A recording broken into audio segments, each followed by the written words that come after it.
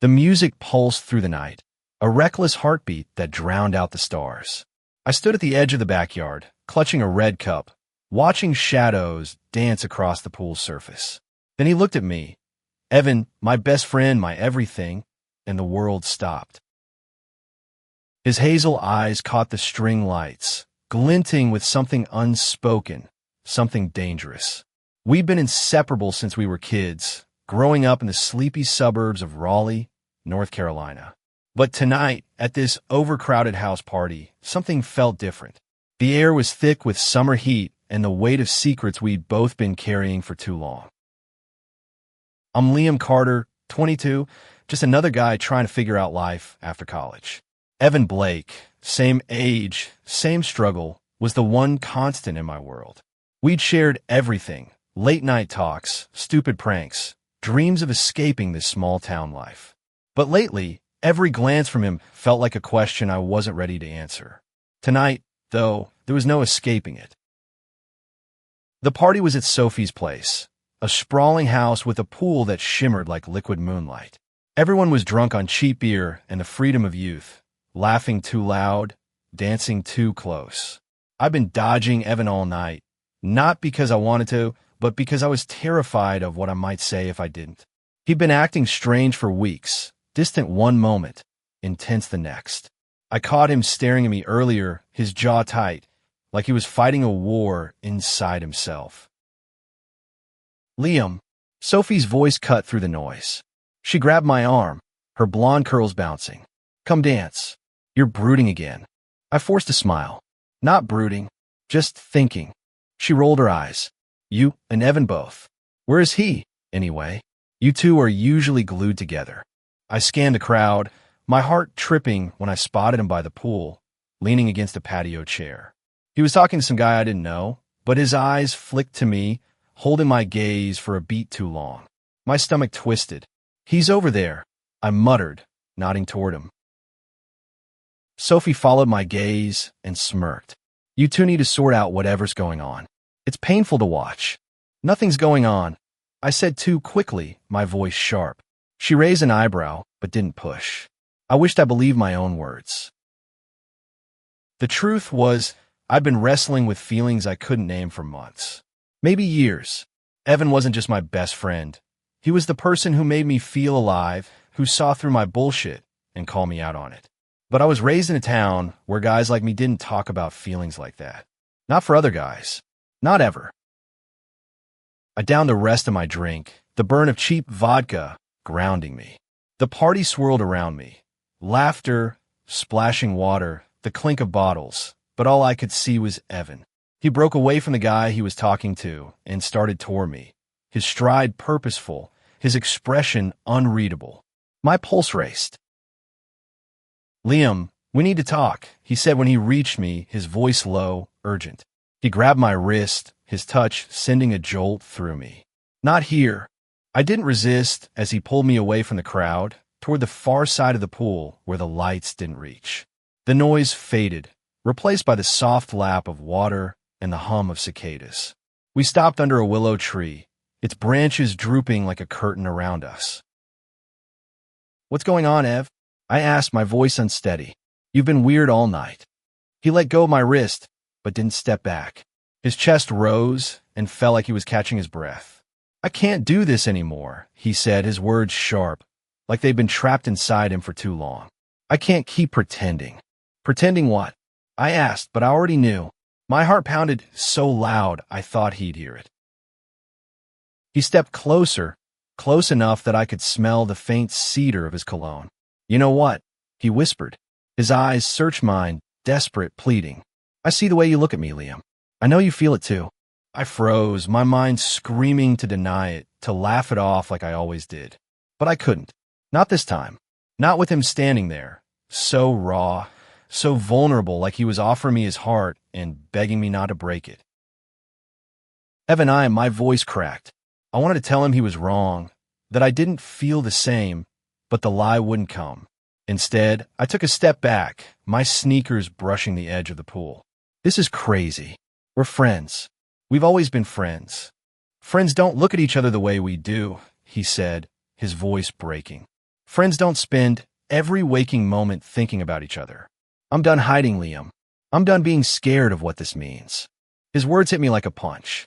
I wanted to run, to dive into the pool and let the water swallow me whole. But I couldn't move. I couldn't look away from him. He was right, and I hated it. I hated how much I wanted to close the distance between us, to feel his breath on my skin, to know what it would be like to stop pretending. Say something, he pleaded, his voice barely above a whisper. Please. I opened my mouth, but no words came. Instead, I did the only thing I could think of. I reached out, my hand trembling, and touched his cheek. His skin was warm, rough with stubble, and the moment my fingers brushed against him, something inside me broke open. He didn't pull away. Instead, he leaned into my touch, his eyes fluttering shut for a second. When he opened them again, they were filled with something I'd never seen before. Hope, fear, and something deeper, something that scared me as much as it thrilled me. Liam, he whispered, and then he moved, closing the gap between us. His lips met mine, soft at first, tentative like he was giving me a chance to pull away. But I didn't. I couldn't.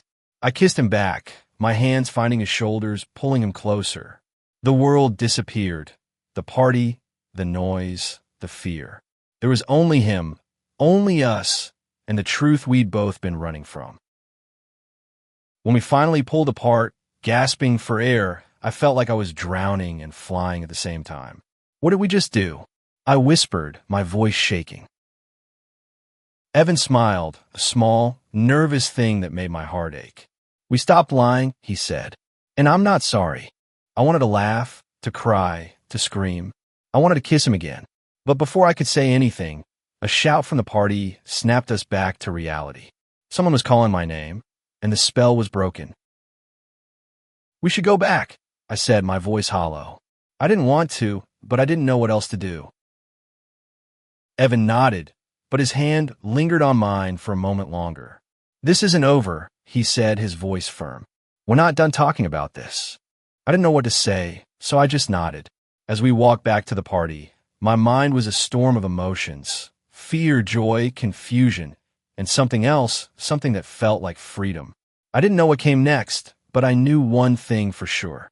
That kiss had changed everything. The party's noise swallowed us as we stepped back into the crowd, but the weight of Evan's kiss lingered like a second skin. My lips burned with the memory of it, and every time I glanced at him, my chest tightened.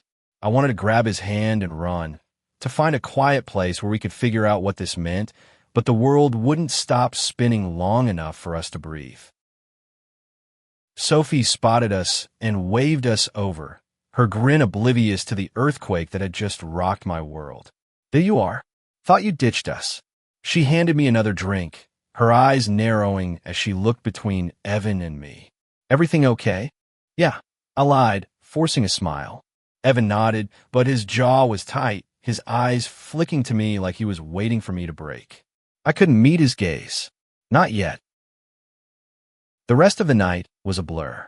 I laughed at jokes I didn't hear, danced with people I didn't care about, and tried to ignore the way Evan's presence pulled at me like gravity. Every time our shoulders brushed, my skin sparked, and I hated how much I wanted to feel it again. By the time the party started to die down, my head was a mess of questions I didn't know how to answer. Evan found me by the front door as people started leaving. You're not driving, are you? He asked, his voice soft but firm. You've had too much. I hadn't. Not really, but I didn't argue. Walk home with me? I asked, my voice quieter than I meant it to be. He nodded, and we slipped out into the cool night air. The streets of our neighborhood were quiet, the only sounds the hum of distant traffic and our footsteps on the sidewalk.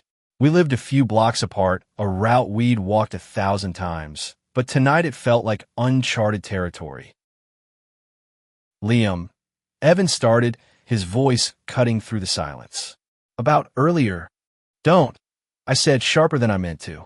I stopped walking, turning to face him under the glow of a streetlight. I don't know what to say yet, Ev. I need time. His face fell, but he nodded. Okay, but you can't ignore this forever. I won't let you. His words stung, not because they were harsh, but because they were true. I'd spent years ignoring the way my heart raced when he laughed, the way I noticed every detail about him, the curve of his smile, the way his hair fell into his eyes.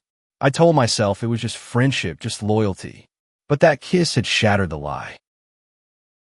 We walked the rest of the way in silence, but it wasn't the comfortable kind we usually shared. When we reached my house, a small ranch-style place with a crooked mailbox, I hesitated. "You want to come in?" I asked, not sure what I was hoping for. He shook his head. "Not tonight. But we're talking tomorrow, Liam. No running." I nodded, my throat tight. As he walked away, I stood on my porch, watching his silhouette disappear into the dark. My hand touched my lips, still tingling from his kiss, and I wondered how I'd ever go back to pretending. The next morning, I woke to a pounding headache and a text from Evan. "Meet me at the diner. Noon. We need to talk." My stomach churned, but I couldn't say no. Not to him. The diner was a greasy spoon called Marty's, a place we'd been going to since we were teens. It smelled of coffee and bacon, and the red vinyl booze were as familiar as my own bedroom. Evan was already there when I arrived, sitting in our usual spot by the window. He looked tired, his hair messy, but his eyes were sharp, focused. "Hey," I said, sliding into the booth across from him. "Hey." He pushed a coffee toward me, black, just how I liked it. "You look like hell." I laughed, a small, nervous sound. "Feel like it too." We sat in silence for a moment, the weight of last night hanging between us. Finally, Evan leaned forward, his hands clasped on the table. "I meant what I said, Liam. I'm not sorry about the kiss. I wanted to do that for a long time." My breath caught. I wanted to ask how long, to know when he'd started feeling this way, but the words stuck in my throat. Instead, I said, "I don't know what this means, Ev. I don't know what I'm supposed to do now." He reached across the table, his hand hovering over mine before he pulled back. "You don't have to know everything right now, but you have to be honest with me, with yourself. Do you feel something for me?" The question was a knife, cutting through every defense I'd built. I wanted to lie, to say it was a mistake, but his eyes held me captive. "Yeah," I admitted, my voice barely audible. "Ido." His face softened, a flicker of relief crossing it. "Then that's enough for now," he said. "We'll figure it out together." But figuring it out wasn't that simple. Over the next few days, I avoided Evan, not because I didn't want to see him, but because I was terrified of what seeing him would do to me. Every time I closed my eyes, I saw his face, felt his lips, heard his voice telling me to stop hiding. I threw myself into work, picking up extra shifts at the bookstore where I shelved novels and tried to lose myself in other people's stories. But Evan wasn't letting me run. He showed up at the bookstore one evening, just before closing. The bell above the door jingled, and there he was, his hands in his pockets, his expression a mix of determination and worry. "You can't keep dodging me," he said, leaning against a shelf of mysteries. "I'm not going anywhere, Liam. I'm not dodging you," I said, but the lie felt weak even to me. I busied myself with stacking books, avoiding his gaze. He stepped closer, his voice low. "You're scared. I get it. I'm scared too. But it's worth it. You know it is." I wanted to argue, to tell him he was wrong, but the truth was clawing at me. I set the books down and turned to face him. "What if this ruins everything?" I asked. "What if we try and it falls apart? You're my best friend, Ev. I can't lose you." "You won't," he said, his voice fierce. "I promise you, Liam, you won't lose me. But we can't keep pretending we're just friends. Not after that kiss." His words hung in the air, heavy with possibility. I didn't know how to respond, so I just nodded, my heart racing. He reached out, his fingers brushing mine, and for a moment, I let myself believe we could make this work. But the world wasn't as kind as that moment. That night, as I walked home, I saw a group of guys from high school outside a bar, their laughter loud and cruel. One of them, Jake, spotted me and called out, "Hey, Carter, still hanging out with your boyfriend, Blake?" The others laughed, and my stomach dropped. I forced a grin, waving them off, but their words follow me all the way home. This was Raleigh, not some big, accepting city. People talked. People judged. and I wasn't sure I was ready for that. The days that followed were a tug-of-war between my heart and my head. Every time I saw Evan, I wanted to pull him close to feel that spark again, but fear kept me tethered to the ground. Raleigh wasn't a place where two guys could just be together without consequences. I'd seen what happened to kids in high school who didn't fit the mold. Whispers, stares, worse. I wasn't sure I was strong enough to face that. Evan, though, was relentless. He texted me every day, small things like "you free tonight?" or "saw this book you'd like." He didn't push too hard, but he didn't let me slip away either. It was like he knew I was teetering on the edge of running, and he was determined to keep me from falling. One afternoon, about a week after the party, I agreed to meet him at the park near our old high school. It was a quiet place, with a pond where ducks floated lazily and trees that offered shade from the relentless summer sun. Evan was waiting for me on a bench, his legs stretched out, a baseball cap pulled low over his eyes. He looked so effortlessly himself, and it made my chest ache. "Hey," I said, sitting beside him. The bench was warm from the sun, and I fidgeted with the hem of my shirt. "Hey." He tilted his head, studying me. "You've been quiet." I shrugged, staring at the pond. "Just thinking." "About us?" he asked, his voice soft but direct. I nodded, unable to meet his eyes. "I don't know how to do this, Ev. I don't know how to be whatever this is." He was quiet for a moment, then reached over and took my hand. His touch was warm, steady, and it grounded me in a way I didn't expect. "You don't have to have it all figured out," he said, "but you have to let me in. You can't keep shutting me out." "I'm not trying to," I said, my voice breaking. "It's just, what if people find out? What if they—" I stopped, the words too heavy to say. "What if they what?" he pressed, his thumb brushing over my knuckles. "Talk. Judge? Screw them, Liam. This is about us, not them." I wanted to believe him, but the memory of Jake's taunt outside the bar lingered like a bruise. "It's not that simple," I said. "You know it's not." He sighed, leaning back against the bench. "I know, but I also know I've spent years pretending I didn't feel this way about you. I'm done with that. I want you, Liam. All of you. And I think you want me too." His words were a mirror, reflecting a truth I couldn't deny. I did want him, more than I'd ever wanted anything. But wanting him meant risking everything. My family, my friends, the life I'd built in this town. I wasn't sure I was brave enough for that. Before I could respond, a group of kids on bikes rode by, shouting and laughing. One of them glanced at us, and I instinctively pulled my hand away from Evans. He noticed, his face tightening, but he didn't say anything. The silence between us was louder than the kids' laughter. That night, I couldn't sleep. I lay in bed, staring at the ceiling, replaying every moment with Evan. The kiss, the way his hand felt in mine, the way his voice softened when he said my name. I wanted to be the person he thought I could be, someone fearless, someone who could love him without hesitation. But I wasn't there yet. The next day, I got a call from my mom. She wanted me to come over for dinner, said she hadn't seen me in a while. I agreed, mostly because I needed a distraction. My parents lived in a modest house on the edge of town, the kind of place where the furniture hadn't changed since the 90s and the fridge was always stocked with sweet tea. Dinner was fine at first. Mom's meatloaf, Dad's bad jokes, the usual. But then Mom brought up Evan. "You two still thick as thieves?" she asked, passing me the mashed potatoes. "Yeah," I said, keeping my tone neutral. "He's good. He's such a nice boy," she said, smiling. "You're lucky to have a friend like that." The word friend hit me like a slap. I nodded, forcing a smile, but my dad's next words made my blood run cold. "Just make sure you two don't get too close," he said, his voice casual but edged with something harder. "People talk, you know." My fork froze halfway to my mouth. "What's that supposed to mean?" I asked, my voice sharper than I intended. He shrugged, cutting into his meatloaf. "Just saying, you don't want folks getting the wrong idea." Mom shot him a look, but she didn't say anything. I wanted to argue, to tell him he was wrong, but the words wouldn't come. Instead, I changed the subject, and we finished dinner in strained silence. When I got home, I texted Evan, "Can we talk?"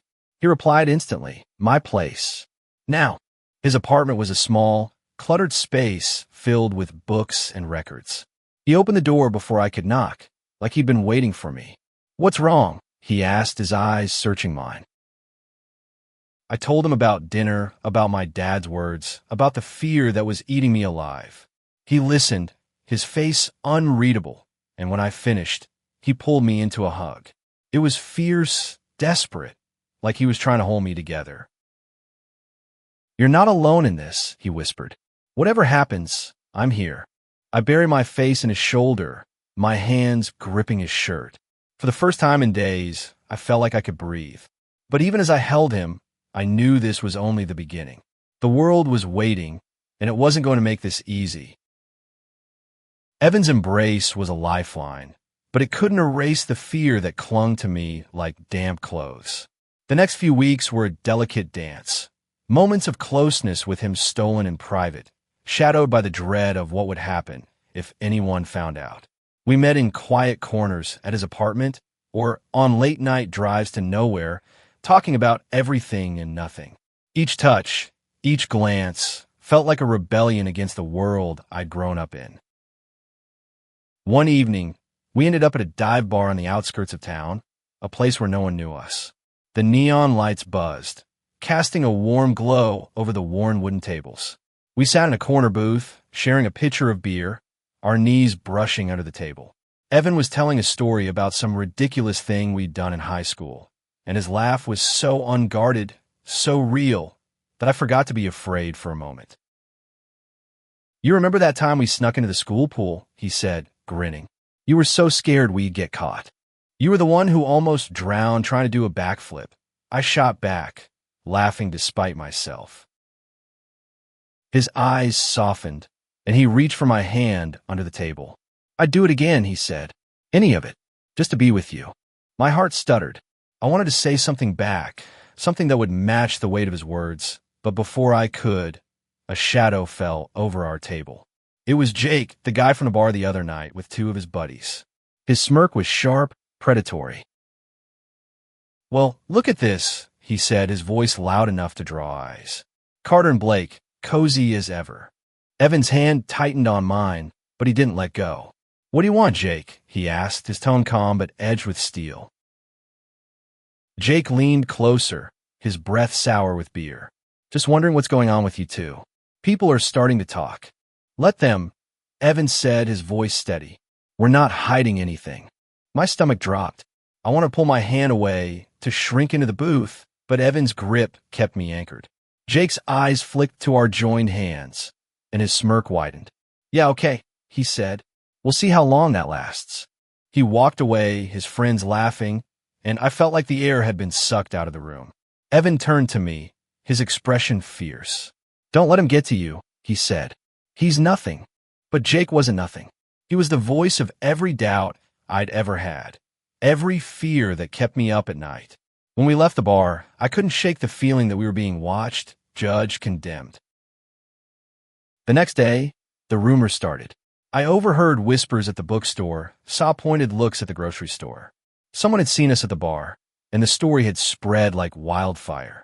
By the time I got to Evan's apartment that evening, I was a wreck. "They're talking about us," I said, pacing his living room. "Everyone knows." Evan sat on the couch, watching me. "So what? Let them talk." "You don't get it," I snapped, my voice rising. "This isn't just talk, Ev. This is my life, my family, my job. What if they what?" He interrupted, standing up. "Hate you? Fire you? Liam, you can't live your life for them. You have to live it for you." I shook my head, tears burning my eyes. "It's not that easy. You don't know what it's like to feel like you're letting everyone down." He stepped closer, his hands on my shoulders. "You're not letting me down," he said. "You're the only thing keeping me going." His words broke something in me. I kissed him, hard and desperate, like I could pour all my fear and hope into that one moment. He kissed me back, his hands framing my face, and for a while, the world outside didn't exist. But reality always comes crashing back. The next morning, I got a call from my boss at the bookstore. "We need to talk," he said, his voice clipped. When I got to work, he was waiting in his office, his face grim. I've heard some things, he said, about you and that Blake kid. Is it true? My heart pounded, but I couldn't lie. Not anymore. Yeah, I said. It's true. He sighed, rubbing his temples. Look, Liam, you're a good worker, but this is a small town. Customers are talking. I can't have this kind of distraction. Are you firing me? I asked, my voice barely steady. Not yet, he said, but you need to keep this quiet. For your own sake.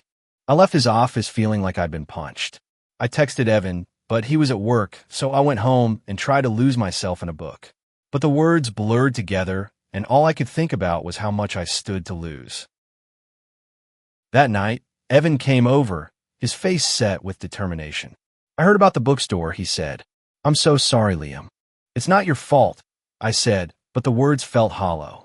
Part of me wanted to blame him, to say we should have been more careful, but I knew that wasn't fair.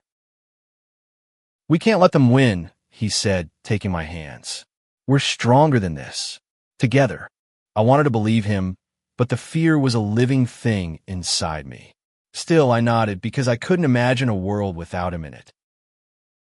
The weeks that followed were a test of everything I thought I knew about myself. Evan and I grew closer, our moments together a fragile sanctuary against the growing storm. But the whispers didn't stop. They followed me everywhere, at work, at the diner, even at home, where my dad's pointed silences spoke louder than words. One night, I found a note slipped under my door. It was unsigned, scrawled in Sharpie.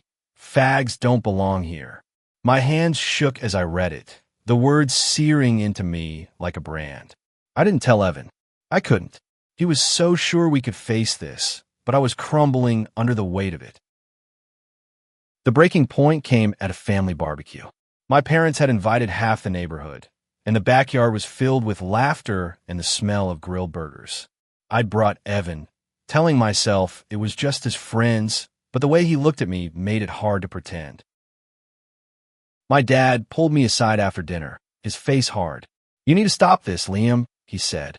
You're embarrassing yourself. Embarrassing us. I'm not doing anything wrong, I said, my voice shaking with anger. I love him, Dad. The words were out before I could stop them, the first time I'd said them aloud. My dad's face went white, then red. Get out, he said. Don't come back until you fix this. I left, my heart in pieces, and went straight to Evans. When I told him what happened, he held me, his arms a shield against the world. You don't need them, he said. You have me, but I didn't need them. They were my family, my home. Losing them felt like losing a part of myself. For the first time, I wondered if loving Evan was worth the cost. The next day, I got a call from my boss.